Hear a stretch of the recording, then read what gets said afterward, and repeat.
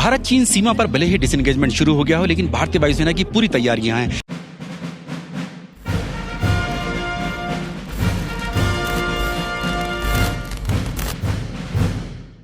इस वक्त हम फॉरवर्ड एयर बेस पर हैं, जहां पर भारतीय वायुसेना के फाइटर जेट्स, जो सुखोई फाइटर जेट्स हो या फिर मिराज 2000 हो, मिग 29 हो, सब कॉम्बैट एयर पेट्रोलिंग कर रहे हैं। इस वक्त ये जो हम देख रहे हैं भारतीय वायुसेना का सबसे एडवांस ये यहाँ पर इस जगह पर कॉम्बैट एयर पेट्रोलिंग कर रहे हैं। यहाँ पर आते हैं फॉरवर्ड एयर बेस पर और फिर लाइन ऑफ एक्चुअल कंट्रोल यानी एलईसी पर जो एयर स्पेस है वहां पर दिन हो या रात हो इसी तरह से ही कॉम्बैट एयर पेट्रोलिंग करते रहते हैं। ये सिर्फ और सिर्फ इसलिए करते हैं क्योंकि जो बिल्टअप किया है चीन ने लाइन ऑफ एक्चुअल कंट्रोल पर बहुत ज्यादा किया है और उसने अपने जो एयरफोर्स के जो अपने एयर बेस है उनको भी अलर्ट पर रखा हुआ है।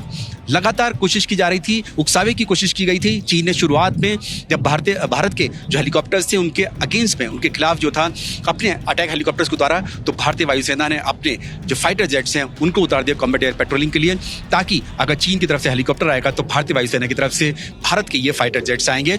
सुखोई जो फाइटर जेट्स हैं भारतीय वायुसेना के 250 से भी ज्यादा फाइटर जेट्स हैं और इसके साथ साथ अभी 12 और सुखोई विमान जो हैं वो आने वाले हैं, जिसके लिए मंजूरी रक्षा मंत्रालय ने दी है।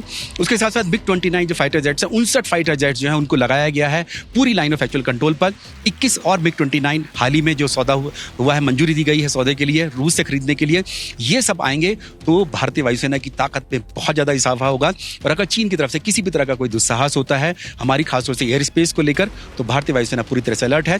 और 1962 की जो गलती थी जिसमें भारतीय वायुसेना का इस्तेमाल नहीं किया गया था चीन के खिलाफ, वो अब भारतीय वायुसेना या भारत वो नहीं करने वाला है। और इसीलिए जैसे ही मई के महीने से भारत और चीन की लाइन ऑफ एक्चुअल कंट्रोल पर तनाव शुरू हुआ, भारतीय वायुसेना को पूरी तरह से अलर्ट कर दिया गया कि किसी भी परिस्थिति से निपटने के लिए भारतीय वायुसेना को हमेशा तैयार रहना होगा। भारतीय वायुसेना की ताकत में जो सुखोई 30 MKI की जो ताकत बढ़ी है वो उसकी में ब्रह्मोस मिसाइल जो इंटीग्रेट की गई है उसको लेकर है।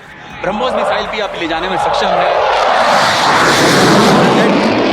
सुखोई फाइटर जेट्स पे ब्रह्मोस मिसाइल भी लग चुकी है और उससे उसकी ताकत बहुत ज्यादा बढ़ गई है।